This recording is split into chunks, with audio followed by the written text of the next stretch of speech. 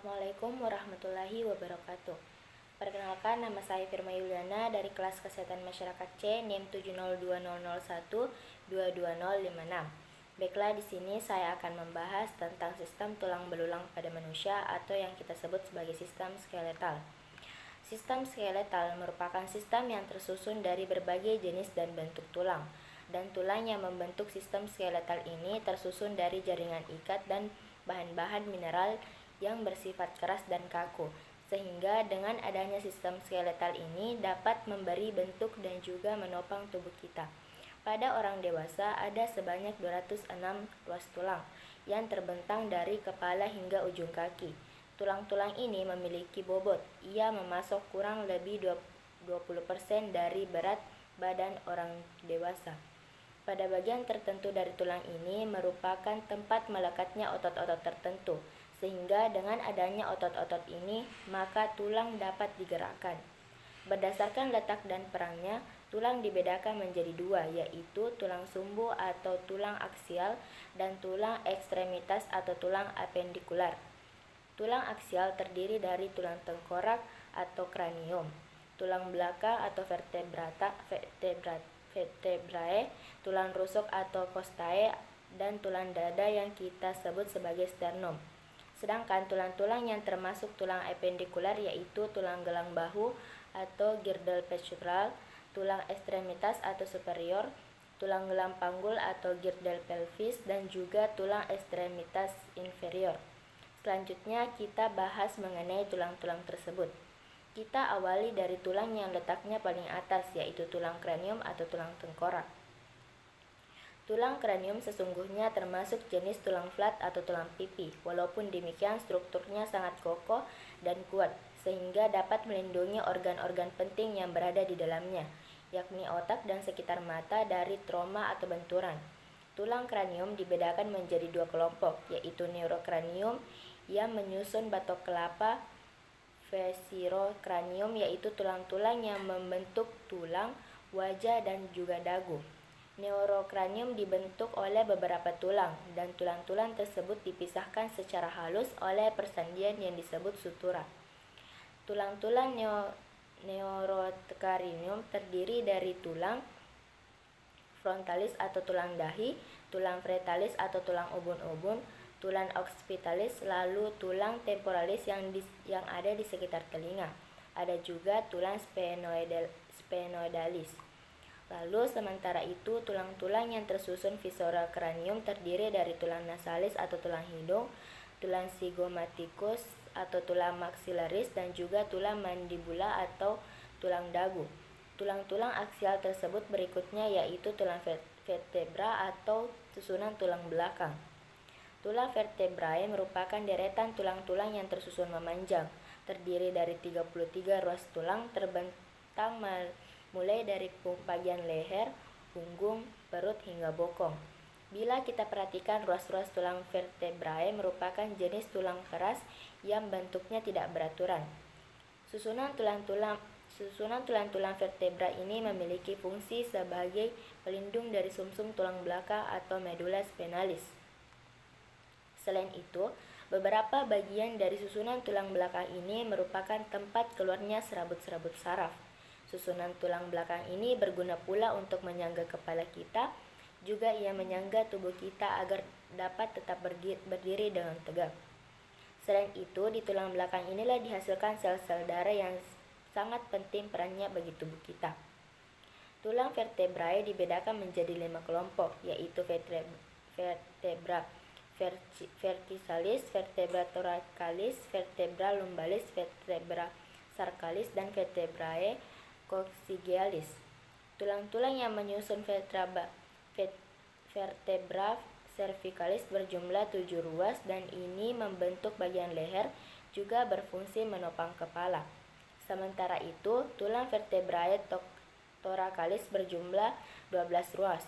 Tulang-tulang ini nantinya akan menjadi tempat perlekatan 12 pasang dari tulang rusuk atau tulang costae. Selanjutnya, tulang vertebra lumbalis. Tulang-tulang vertebra lumbalis terdiri dari 5 ruas. Tulang-tulang ini fungsinya untuk menopang tubuh kita agar tetap berdiri dengan tegak. Selanjutnya, tulang vertebra sarcalis. Tulang vertebra sarcalis sesungguhnya tersusun dari 5 ruas tulang, tetapi mereka telah mengalami fusi atau penyatuan. Tulang vertebra sarcalis nanti akan melekat dengan tulang-tulang yang termasuk panggul atau girdle valvis yang terakhir. Tulang vertebra coccygealis. Tulang vertebra coccygealis juga tersusun dari 4 ruas tulang, tetapi juga telah mengalami fusi. Tulang coccygealis ini disebut juga tulang ekor. Tulang aksis berikutnya yaitu tulang rusuk atau tulang koste. Kalau ini diperhatikan, tulang koste ini termasuk jenis tulang keras, bentuknya pipi dan melengkung. Tulang koste jumlahnya ada 12 pasang. Ke arah belakang, 12 pasang tulang koste ini melekat pada tulang vertebra thoracalis. Sedangkan ke arah depan, beberapa tulang koste ini akan melekat pada tulang sternum. Tulang sternum adalah termasuk jenis tulang keras yang berbentuk pipi seperti mata pisau dan letaknya persis di tengah-tengah dada kita. Berdasarkan cara melekat pada tulang sternum, tulang koste dibedakan menjadi 3 kelompok, yaitu tulang koste vera atau tulang koste sejati, yaitu tulang koste yang melekat langsung pada tulang sternum. Tulang koste vera terdiri dari tulang koste ke-1 sampai tulang koste ke-7. Selanjutnya adalah tulang koste superior atau tulang koste palsu. Artinya tulang koste ini tidak melekat langsung pada tulang sternum, tapi melekat pada tulang koste sebelumnya dengan bantuan tulang rawan. Yang termasuk tulang koste superior adalah tulang koste ke-8, 9, dan 10, sedangkan tulang koste yang ke-11 atau ke-12 disebut koste fluctuantes atau koste melayang. Artinya tulang koste ini sama sekali tidak melekat langsung pada tulang sternum. Dengan adanya hubungan tulang-tulang koste dengan tulang vertebra thoracalis dan juga tulang sternum, maka terbentuklah yang disebut ruang torak yang berfungsi untuk melindungi organ-organ yang ada di dalamnya seperti jantung dan juga paru-paru. Selanjutnya, dengan pembahasan tentang tulang apendikular, yang pertama kita bahas tentang tulang-tulang tau atau giradopectoris. Tulang gelang bahu terdiri dari tulang selangka atau tulang clavikula dan juga tulang belikat atau tulang scapula. Tulang clavikula merupakan tulang yang letaknya di dada bagian atas. Ke arah depan, tulang clavikula melekat pada bagian atas dari tulang sternum. Sedangkan ke arah belakang, tulang clavikula melekat pada bagian atas dari tulang spacula. Fungsi dari tulang clavikula ini adalah sebagai tempat melekatnya otot-otot rangka yang berperan penting untuk menggerakkan daerah leher juga daerah dada.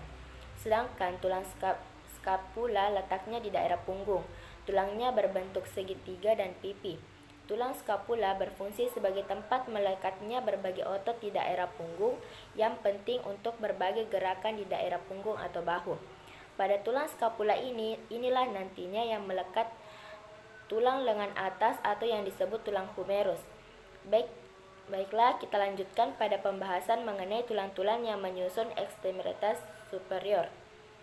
Tulang-tulang ekstremitas superior terdiri dari tulang lengan atas atau tulang humerus, tulang lengan bawah yang terdiri dari tulang radius dan tulang ulna, dan juga tulang-tulang yang menyusun telapak tangan yaitu tulang karpal, tulang metakarpal, dan juga tulang jari jemari yang disebut falang.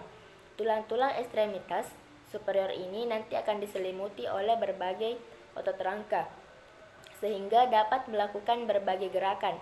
Kita lanjutkan ke pembahasan apendikular lainnya, yaitu tulang girdle pelvis atau gelang panggul.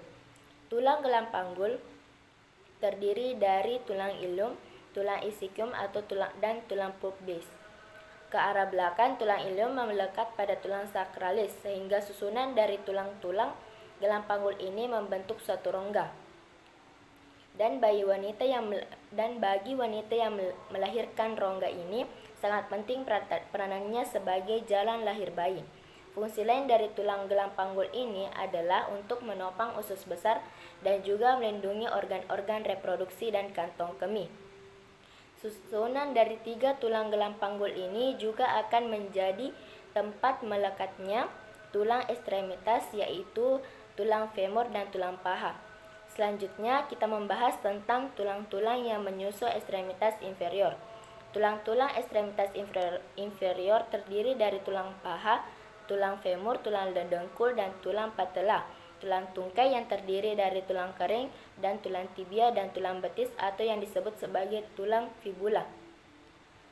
Lalu ada juga tulang-tulang yang menyusun telapak kaki, yaitu tulang tarsal, tulang metatarsal, dan terakhir tulang jari jemari kaki yang disebut phalanges.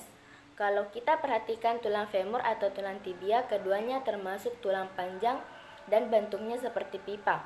Kedua tulang ini merupakan tulang yang begitu kuat dan keras sehingga mampu menopang seluruh tubuh kita.